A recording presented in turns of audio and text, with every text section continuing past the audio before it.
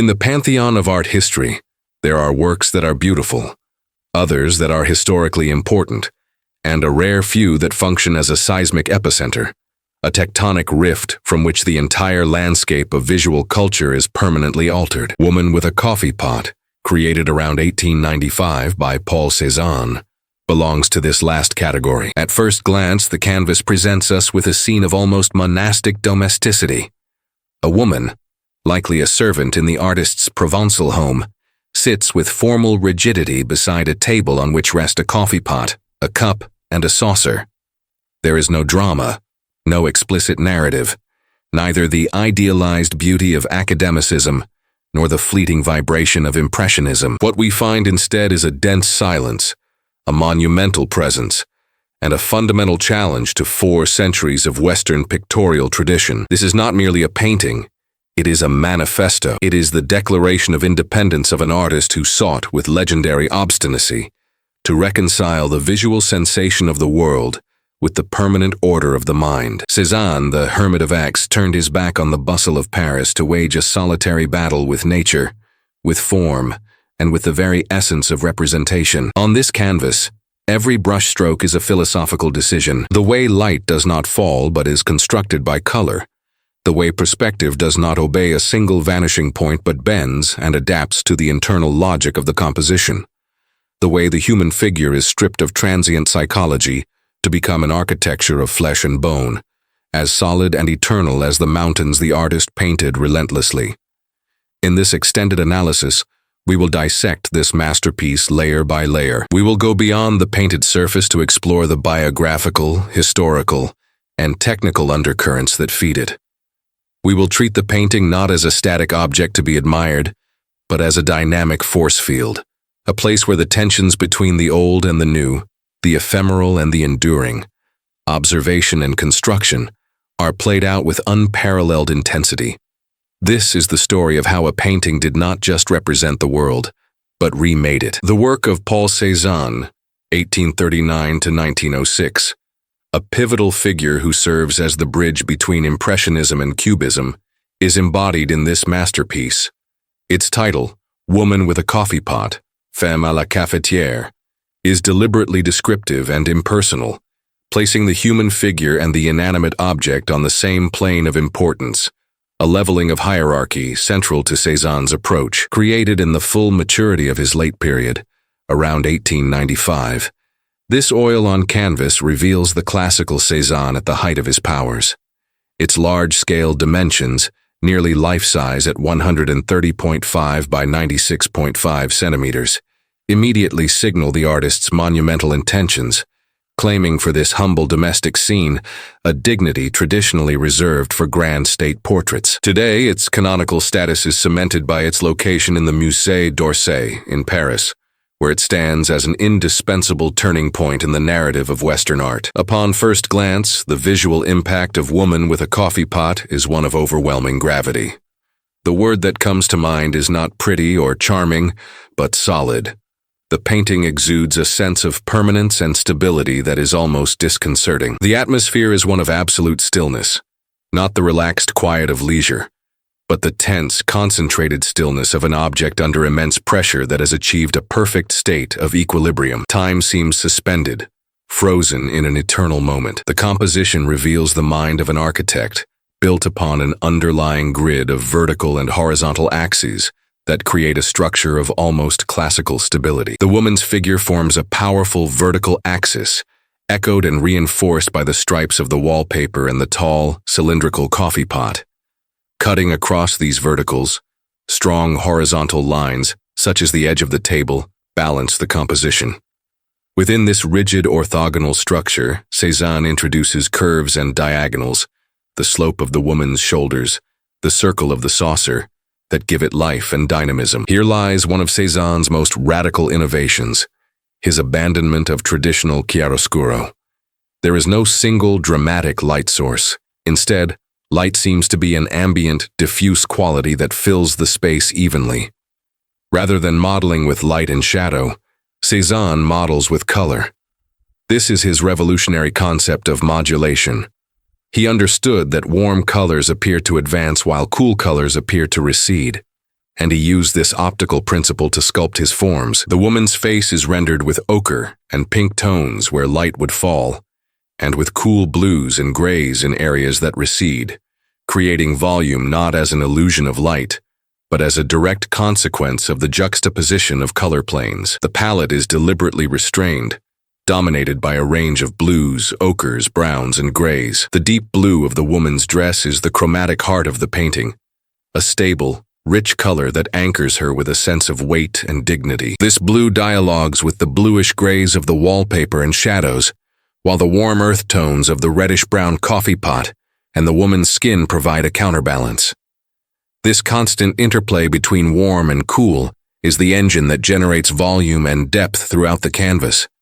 To understand the radical nature of this visual architecture, we must place the painting within its time and the life of its creator. By 1895, Cézanne had long been living in self-imposed isolation in his hometown of Aix-en-Provence.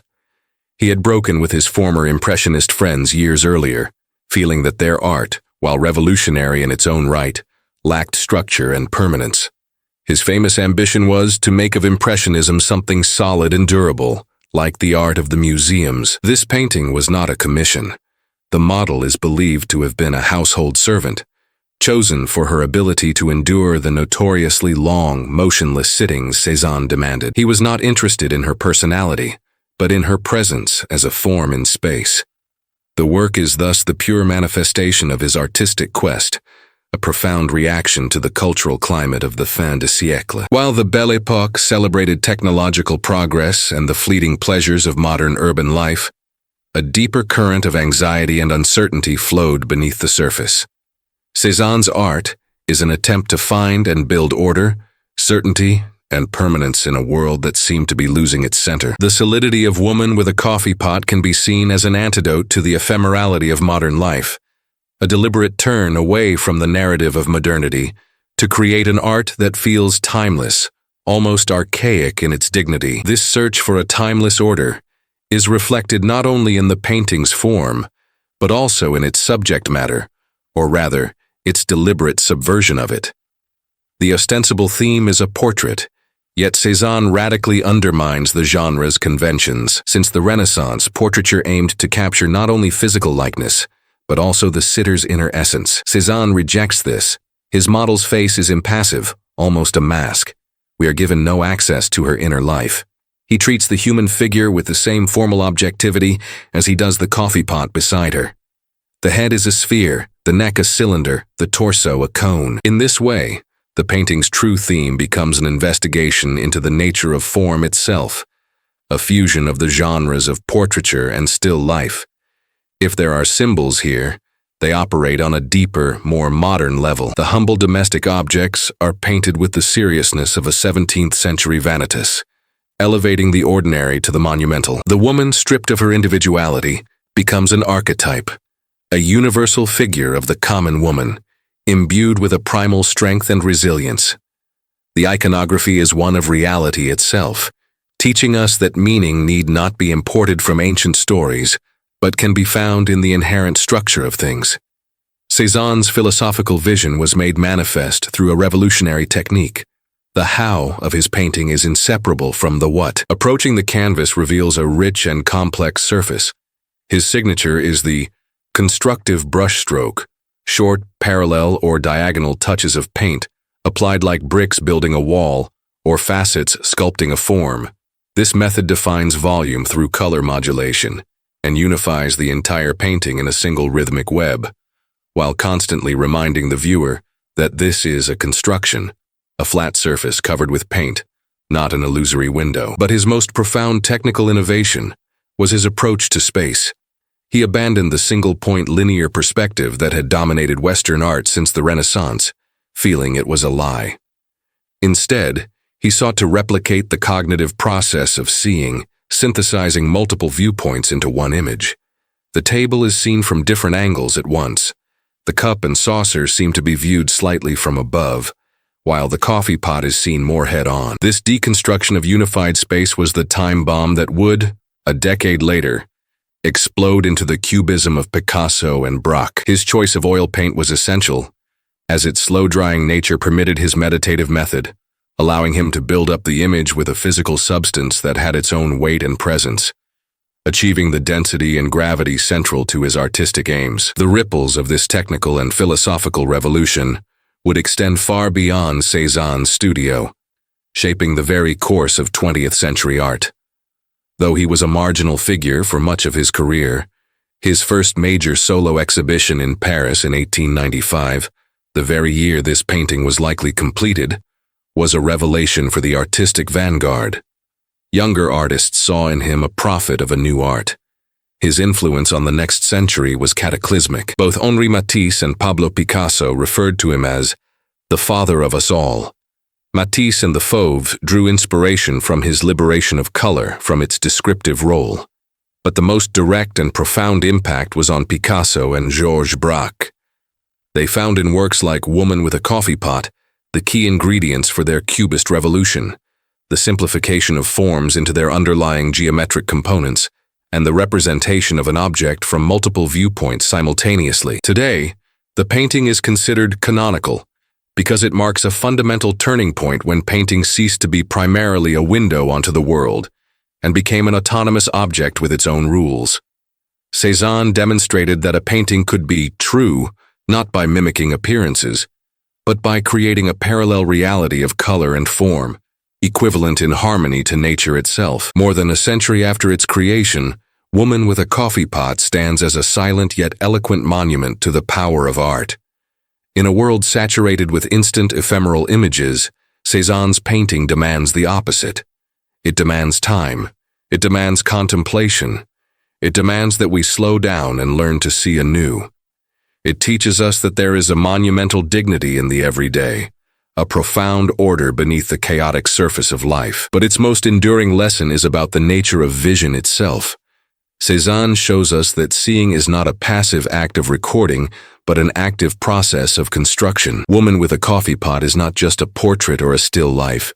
It is an invitation to experience reality with a heightened consciousness. It is proof that the greatest revolution can sometimes be the quiet, obstinate discovery of a new way to look at a woman sitting beside a coffee pot, and in doing so, to see the entire world differently. This is why, as long as there are eyes to see and minds to think, the work of Paul Cézanne will remain not a relic of the past, but a perpetual guide to the future.